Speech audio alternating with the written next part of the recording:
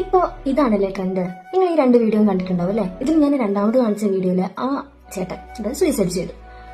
ഞാൻ ഒരു കാര്യം ചോദിക്കട്ടെ, ഇപ്പം നമ്മളിപ്പം ബസ്സിലൊക്കെ പോകുന്ന ഇത്തരം അനുഭവങ്ങൾ നമുക്ക് ഉണ്ടാവില്ല അങ്ങനൊന്നും പറയാൻ പറ്റില്ല. ഒരുപാട് പേർക്ക് ഇത്തരം അനുഭവങ്ങൾ ഉണ്ടായിട്ടുണ്ട്. എനിക്കും പേഴ്സണലി ഉണ്ടായിട്ടുണ്ട്.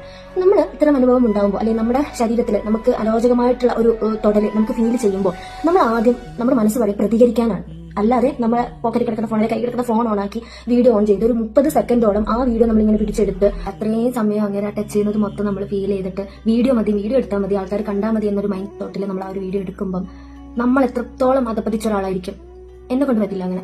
എന്റെ മൈൻഡ് ഫസ്റ്റ് വരെ പ്രതികരിക്കാനാണ്. ഇപ്പം എനിക്ക് പേഴ്സണലി 2 ഇഷ്യൂ അടുത്തുണ്ടായിട്ടുണ്ട്. ഒരു ബസ്സിൽ കയറിയപ്പോഴത്തേക്ക് ഇതേപോലെ ഞാൻ കുറച്ച് ആളുകളുടെ നടുവിലായി. അത് അത്രയും തിരക്കുള്ള ബസ്സായിരുന്നു. അപ്പൊ അവിടുന്ന് ഒരു മോശമായ ഒരു ടച്ച് രീതി വന്നപ്പോൾ എനിക്ക് മൂവ് ചെയ്യാൻ സ്ഥലം ഉണ്ടായിരുന്നില്ല. കാരണം അത്രയും റഷായിരുന്നു ബസ്. അടുത്ത് നിൽക്കുന്ന ചേട്ടനോട് ഞാൻ ഇങ്ങനെ കാണിച്ചു കൊടുത്തു. ആ ചേട്ടൻ പ്രതികരിച്ചു, അയാൾ മാറിപ്പോയി. ഞാൻ ഓക്കെ, നമ്മൾ പ്രതികരിക്കാൻ ആദ്യം ചെയ്യുന്നത്. ഇപ്പൊ അടുത്തൊരു ദിവസം ഇതേപോലെ ഒരു ലോക്കൽ ബസ്സിൽ കയറിയപ്പോഴത്തേക്ക് ഫ്രണ്ടിൽ എനിക്കൊരു സീറ്റ് കാലി കണ്ടപ്പോൾ ഞാൻ പോയിരുന്നു. അടുത്തൊരു ഹിന്ദിക്കാരനായിരുന്നു തോന്നുന്നു, എനിക്ക് അങ്ങനെയാണ് തോന്നിയത്.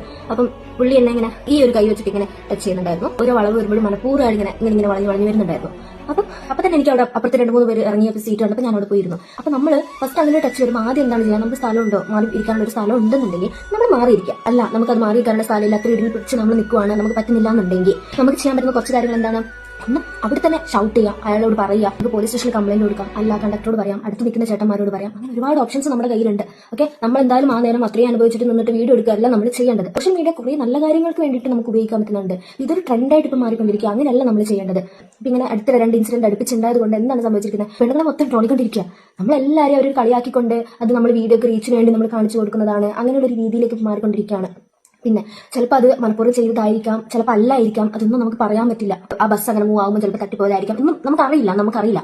അപ്പം അത് ചിലപ്പം അവരുടെ ഫാമിലിനെ എത്രത്തോളം ബാധിക്കും, ചിലരുടെ മനസ്സ് അത്രത്തോളം ഭാവമായിരിക്കില്ല, പെട്ടെന്ന് ഹേർട്ടാകുന്ന ആൾക്കാരായിരിക്കും. ഇത് അത്രയും നാണം കിടന്ന ഒരു പരിപാടിയാണ്, പുറത്ത് പിന്നെ ഇറങ്ങാൻ പറ്റാത്തൊരു അവസ്ഥയാണ്. അതൊക്കെ നമ്മൾ ചിന്തിക്കുക. നമ്മൾ മറ്റുള്ളവരെ എഫക്ട് ചെയ്യുന്ന, അല്ലെ അവരെ ഹേർട്ട് ചെയ്യുന്ന ഒരു കാര്യം ചെയ്യുമ്പോൾ നമ്മൾ 2 വട്ടം ചിന്തിക്കുക.